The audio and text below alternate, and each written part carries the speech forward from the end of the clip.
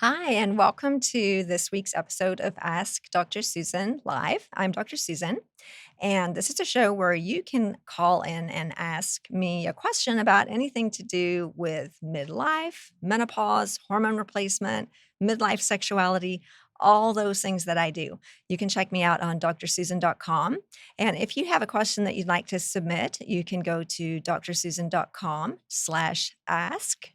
That's Dr. Susan, drsusan.com/ask.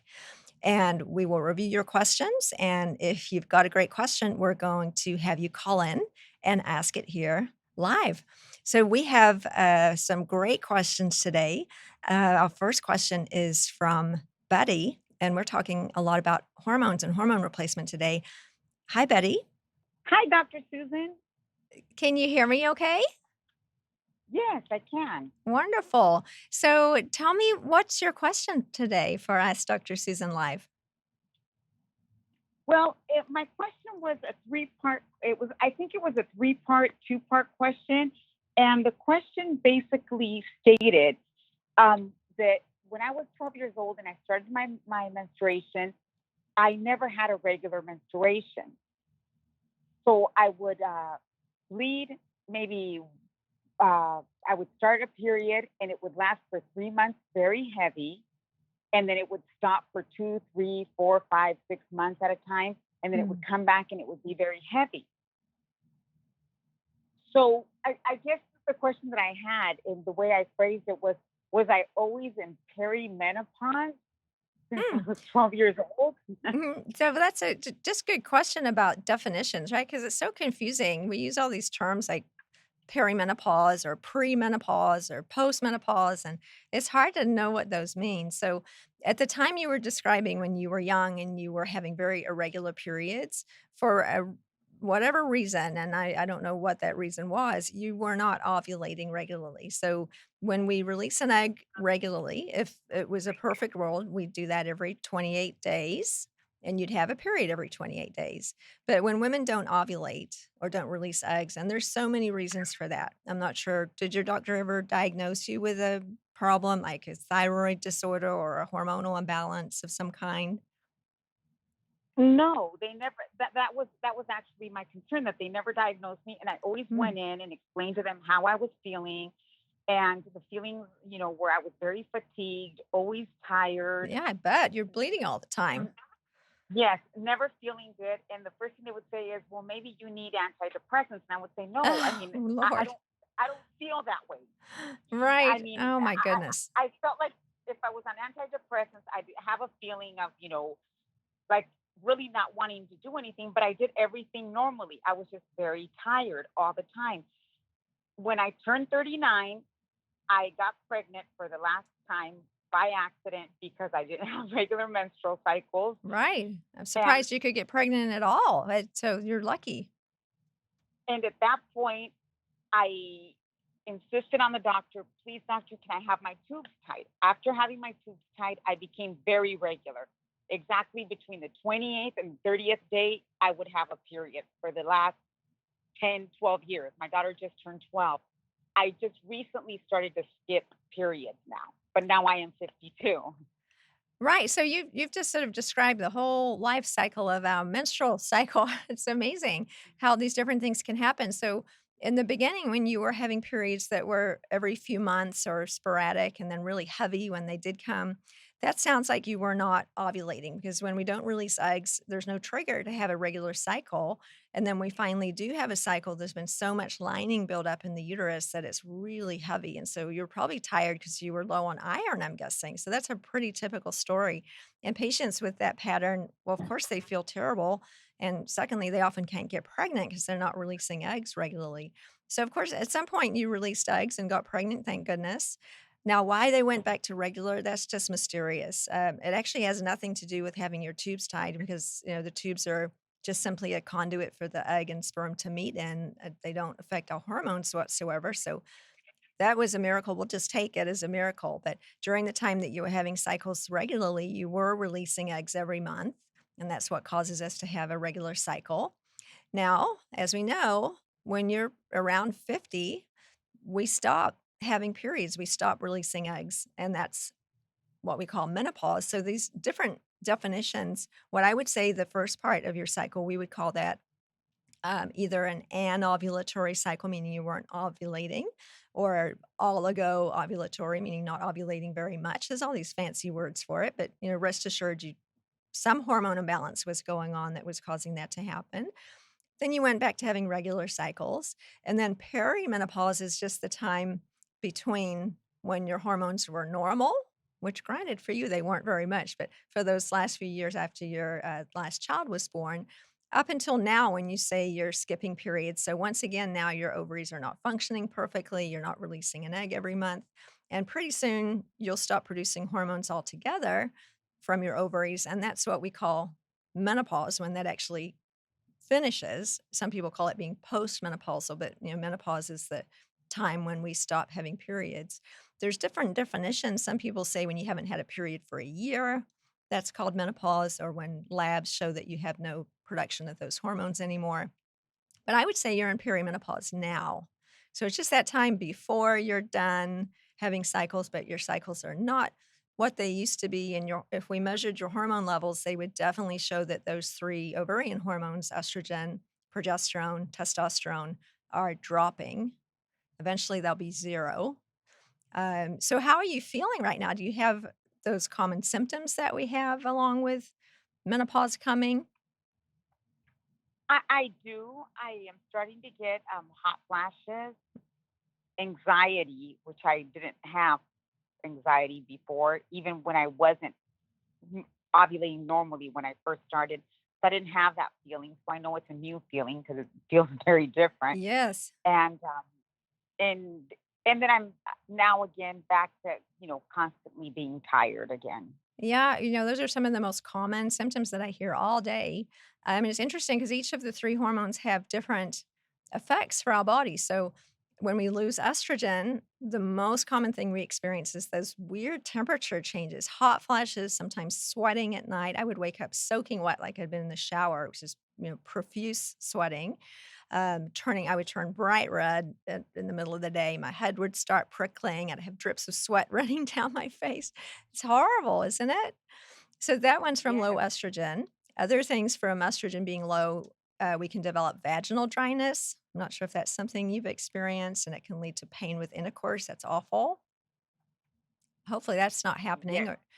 Or No, no, I have experienced that also. yeah, well, so, like, thank goodness we can replace those hormones and make that go away because that's really a deal breaker for sex life, isn't it, if something's gonna hurt. So estrogen's good for those things. You mentioned anxiety, and many women, as our progesterone drops, we experience mood changes. So, anxiety is really common. Or I had just a little bit of a loose temper, like the things you normally would think in your mind and not say out loud, they would just come out my mouth. I'd find myself snapping at somebody, or I'd yell at my kids or something that was really not in character. So it can be kind of alarming when we start behaving like that. And also sleep loss. Have you had that at all? Insomnia is really common. I don't have insomnia, but I have very light sleep mode. So I Mm. wake up very easily. Yeah, we don't get into that really deep restorative sleep. And then we can No, feel really tired, like you said. We can just get exhausted.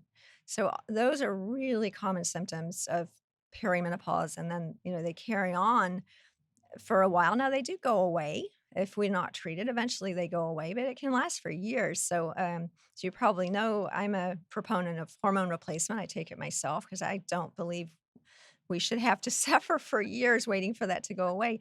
Not to mention there are a lot of detrimental health side effects from being low on estrogen, like developing osteoporosis, Alzheimer's disease, heart disease. So, have you thought about taking hormone replacement for these symptoms?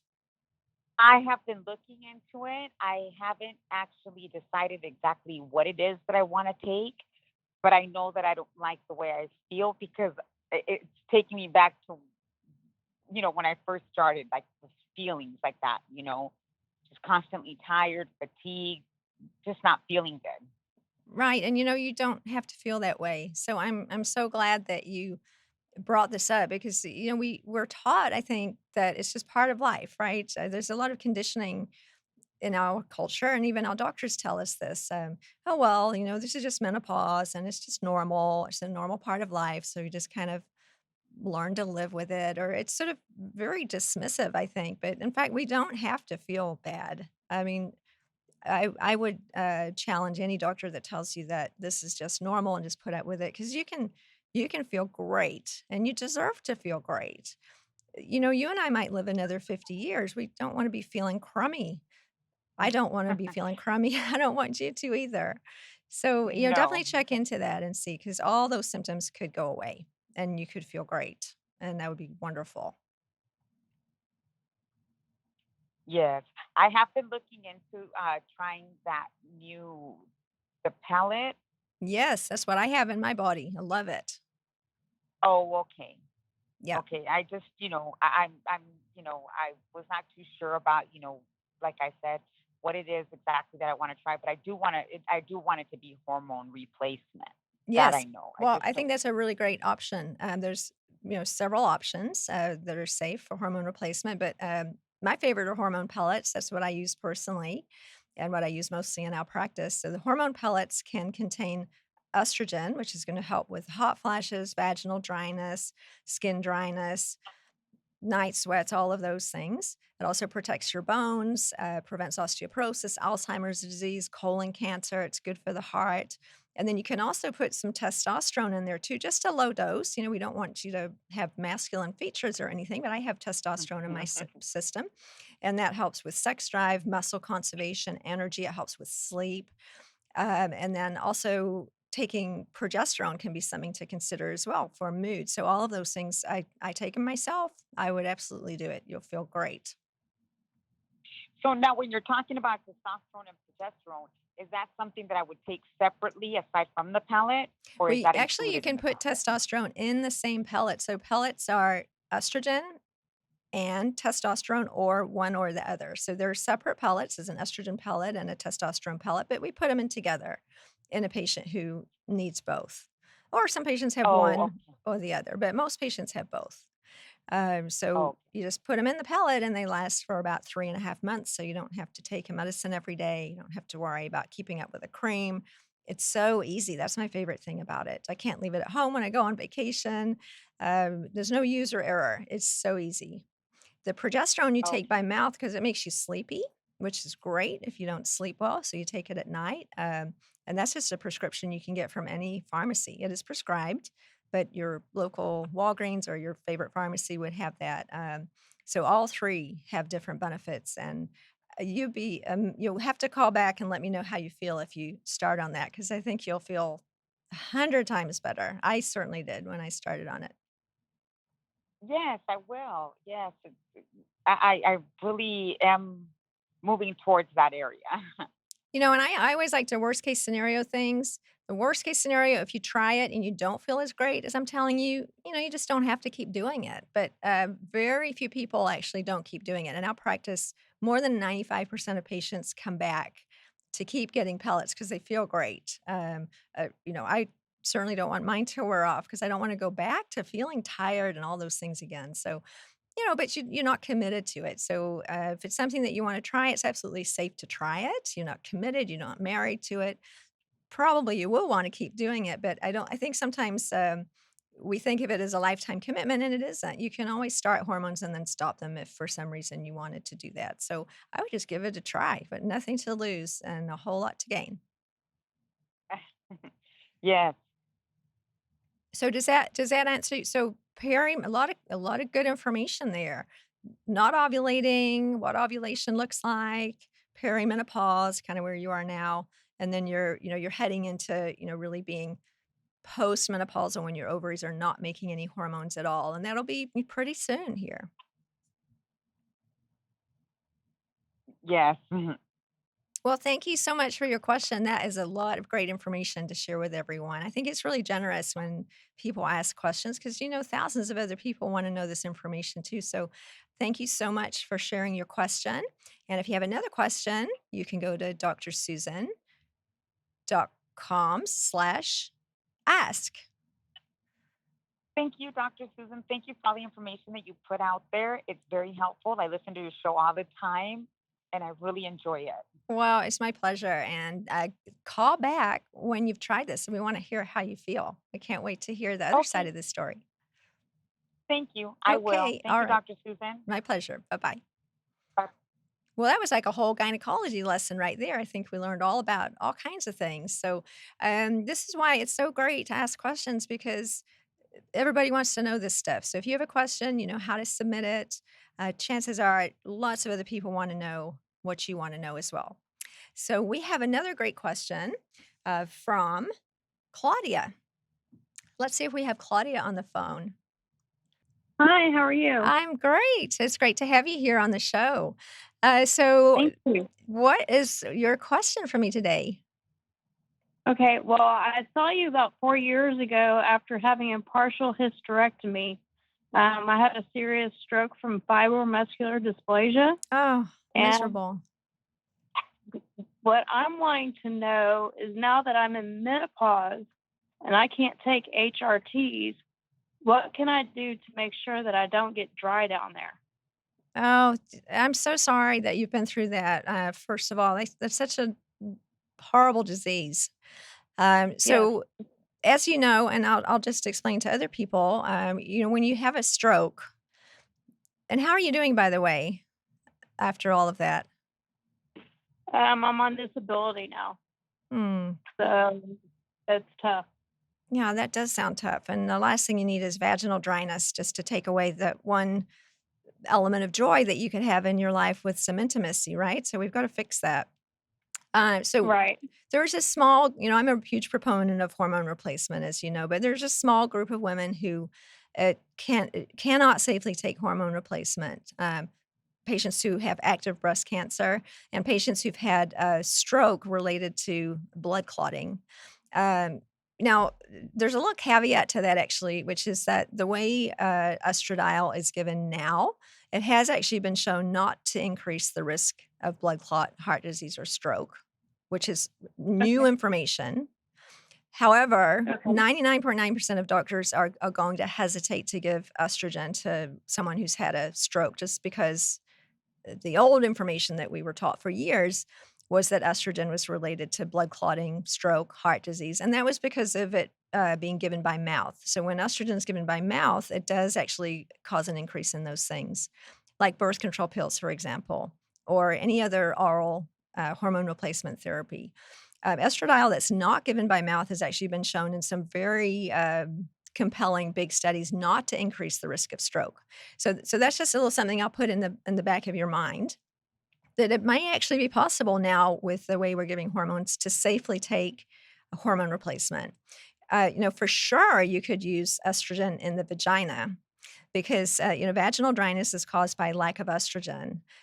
So it's completely curable by replacing estrogen locally in the vagina. Now, you wouldn't get the benefits throughout your whole system that some women do, like getting rid of hot flashes, night sweats, the things we were talking to the previous caller about, but it would get rid of vaginal dryness. So even women who've had a blood clotting episode or stroke, a heart attack, can use estrogen locally in the vagina in the form of a cream. There's a little dissolving tablet.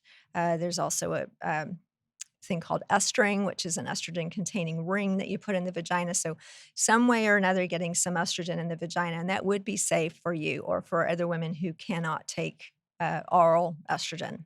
I don't prescribe oral estrogen anyway, just because it's bad for the liver.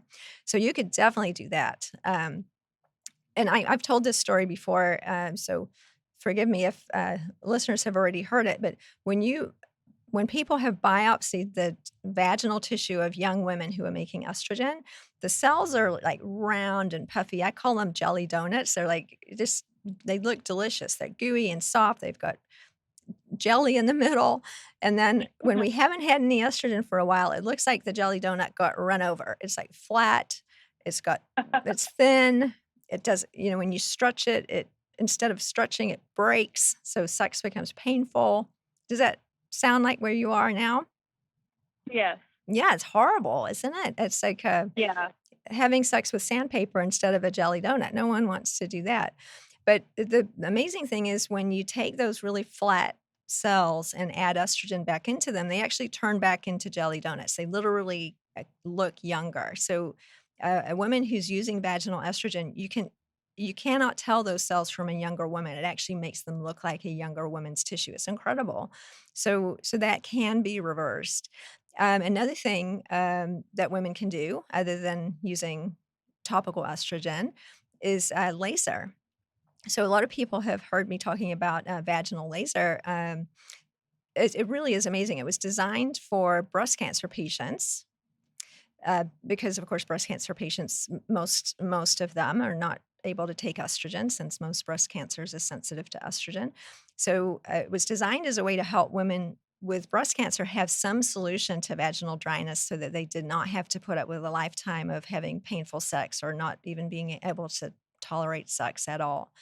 We do this in my office. We have a product called Juliet, which is made by Cutera. It's one of the big laser companies, but there's others like Diva and uh, some other brand names that you'll hear, but they all perform a similar function. There's a little probe that's put inside the vagina. It's about the size of a small speculum, like when you go to the gynecologist. And the laser punches tiny little holes in the vaginal tissue, all the way around in a circle, all the way through the length of the vagina. A couple of passes. And what happens with that is that controlled injury stimulates your body to come in with its own growth factors and stem cells to create new, healthier tissue. And it really is amazing. Like even after one single treatment, I've had patients come in the office in tears telling me that they were able to have sex without pain for the first time in 10 years. And I mean, it's amazing. So doing it 3 times in a row, which is what we recommend, you can get great moisture that lasts for up to a year without even taking any hormones. So, in your particular case, you definitely could take some estrogen locally, like a cream, for example, or one of the other products. And if you wanted to give it a little boost to go even faster, doing the vaginal laser will do that. Honestly, the estrogen by itself would eventually work, but it can take a few months. It's a little bit of a slow process, but it does build those cells back over time. Lasers for people like me who are impatient. It works fast, like within a month, you feel better. It's really not painful. It's done just with topical local anesthetic cream. You can drive yourself to the office and back. It's not anything that has any type of recovery. So either one of both of those would be great options for you. And then, Okay. in the back of your mind, we could also talk about this new data about how you actually could take hormone replacement now if it's given in the right way without increasing your risk of having another stroke, because obviously that's unacceptable to increase that risk at all. So Right. it's never okay, in my opinion, to have vaginal dryness and pain with intercourse, like for any woman. I don't mind the age or if you've had cancer or if you've had a stroke. Sometimes doctors will say, well, you're lucky to be alive, so maybe you have to put up with this. I just don't believe that's true. I think it's so important to be able to keep a healthy, intimate life. We need to make sure that we're still offering these options to all patients, like yourself and breast cancer patients, because that's miserable, Right. right? Yes. Yeah, I think we're really doing a disservice if we tell patients that certain groups of patients that they cannot take any hormones or have any treatment whatsoever, because that's really never true. There's always something we can do. Maybe somebody can't take everything that's out there, but there's always something. So don't give up. Go find. Well, you can come see me if you're still in Houston. Are you still in Houston? Yes, I'm still in Houston. All right, well, come on over and visit. And I would, make all of those things offer all of those things to you, and all of them would be safe. We never do anything that isn't safe. Everything's evidence-based medicine, and that would be really safe for you. And within just a few months, you could have that dryness completely gone and start enjoying your intimate life again. Okay. Thank you. Oh, well, thanks for sharing that because a lot of patients think that they can't take hormones because they've been told that by their doctors. And sometimes it's true and Yeah. sometimes it's not. So we just need to dig into it a little bit more. And, I appreciate that you advocate for yourself and don't take no for an answer. Sometimes you've got to just dig deeper. So let's get that fixed for Mm. you. That's important. Okay. Thank you. Thanks for your question. If you have another question, you know how to find us, drsusan.com/ask. Okay. You have a great I day. appreciate It's it. good to hear from you again. You too. Thank you. So that was a great example of how frequently patients are told that they should not or cannot take hormones when often it's not true. I think it's interesting that a lot of doctors say you can't take hormones, like the whole gamut, like it's all one thing, when actually in that caller's case, it was just a question of whether or not she could take estrogen. So this is frequently the case. Maybe there's one hormone that you shouldn't take, but there's others that you can. So really great to just dig into that some more. So we have one final call that we have time for today from Michaela. Let's see if we have Michaela on the phone. Hi, Michaela. Hi, Dr. Susan. I thank you for having me on your show today. I do have a question for you. Great. Um, Thank you for submitting your question. Awesome. I have been on bioidentical hormones for about 5 years now, and my gynecologist put me on them so that way I can protect my bones, my brain, my heart, of course, with the side effects of sleeping better, less fatigue, night sweats will go away, and of course, the lovely brain fog. All those It good worked for a things. while. Yeah. Yes. It worked for a while, but lately I've had several, here recently I've had several labs that my estradiol has been reading less than zero. Your My, hang on a second. Your labs show your estradiol was 0? it was less Hmm. than 0. And this is when you're actually taking your medication as prescribed? That is correct. That Yeah. is correct. My gynecologist upped my formula of bioidentical estrogen, progesterone, testosterone, which I was recently tested for, and my estradiol serum is now 16. 16. But my Okay. 16.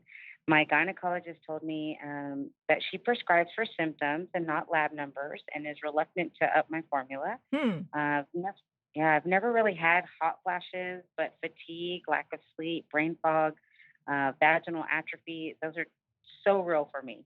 Mm. Um, I'm so sorry. yes, So, definitely those are so we don't always have all of the symptoms. So you're lucky you're not having hot flashes, but the vaginal dryness is like our previous caller. That's definitely a low estrogen symptom. And of course, fatigue and all the other symptoms that you're mentioning. So you're doing a combination cream with all three of those together. yes, What's interesting is I know these numbers don't may not mean much to us if we're listening, but just to put it in perspective, I mean, obviously, when your estrogen was 0, and assuming that you're using the cream, you weren't hmm, getting it in your system, and I've seen this before, and not to blame anybody for it, but you are not getting any estrogen in your system even though you're putting a cream on, and that can be for various reasons. One is that you're just not absorbing it.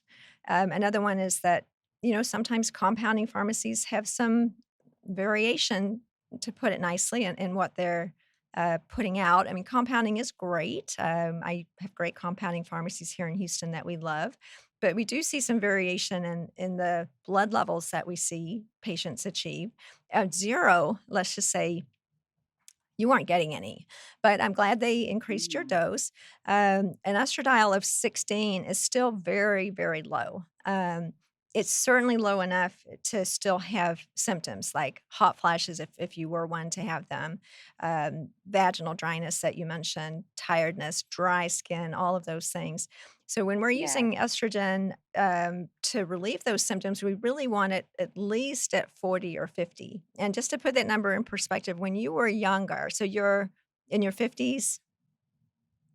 Yes, I'm 51 now. Right. Okay. So when you were, 20, 30, and you were having regular cycles, we would see estrogen levels ranging from about, say, maybe 100 or so. When you're on your period, it's lower. And then it would go up to maybe 300, 350 around ovulation. So, much higher numbers. So yours is 16, which is pretty darn low. And what we Yes, find is when it gets under, 40 or 50, that's when those symptoms kick in. So I do appreciate your doctor's idea that those are saying that I like, that we should treat the patient, not the paper, regarding labs. That being Mhm. said, and that is true in respect to if a patient has a complaint, we want to address that complaint no matter what the lab says. But the flip side of that is that there is actually an optimal level of estrogen that we need to get to in order to make our symptoms go away and also to help with those other things that you were wanting, like osteoporosis prevention, protecting your brain from Alzheimer's disease, all of that stuff. We're not going to get that with an estradiol level of 16. So it Mm. needs to go up more. And so Yes. I do labs on my patients on hormones. Um, there was an old school of thought, and I used to do this where, if a patient felt great, we would just assume the level was fine. And that's, generally true because in your case, you're telling your doctor you're not feeling great. You're still having vaginal dryness and some other symptoms. So clearly your levels need to be addressed. But what I would like to see is that your estradiol level gets up at least over 40 or 50. And when you see that number, most importantly, you'll see the vaginal dryness getting better, some of your other symptoms getting better. And then in the background, your bones are being protected. You're being protected from osteoporosis, as I mentioned, Alzheimer's disease, colon cancer, heart health, all of those things. So I figure if you're gonna take it and this stuff's expensive, right? I mean, Right. if you're gonna bother taking it, you might as well take a dose that works because right now, frankly, you're taking a dose that's not working, and it's time consuming putting that cream on a couple times a day.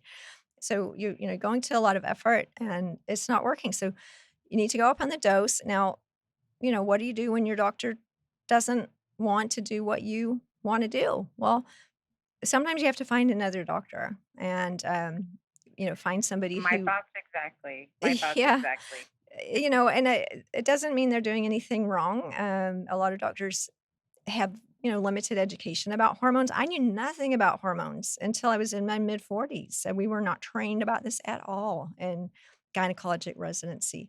So, most doctors are not gonna know a lot about this, and I think it's really sad, and I'm so glad that you advocated for yourself to even ask this question because a lot of us just believe what our doctors tell us, right?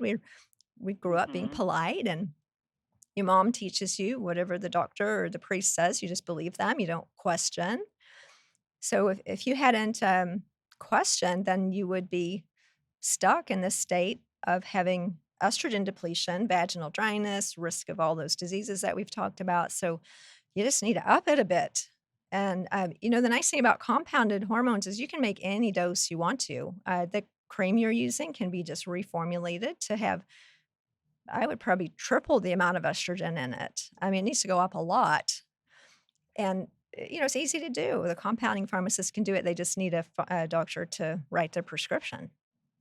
So, Awesome. Very good. Very good. Yes. I mean, that's definitely my goal is to get rid of the fatigue and lack of sleep and yeah. especially the brain fog and, the vaginal atrophy that just, That was gosh, it miserable. just, yes, for lack of better term, of course. Right, Yes. and we actually the previous caller was mentioning that too, and it's such a common thing.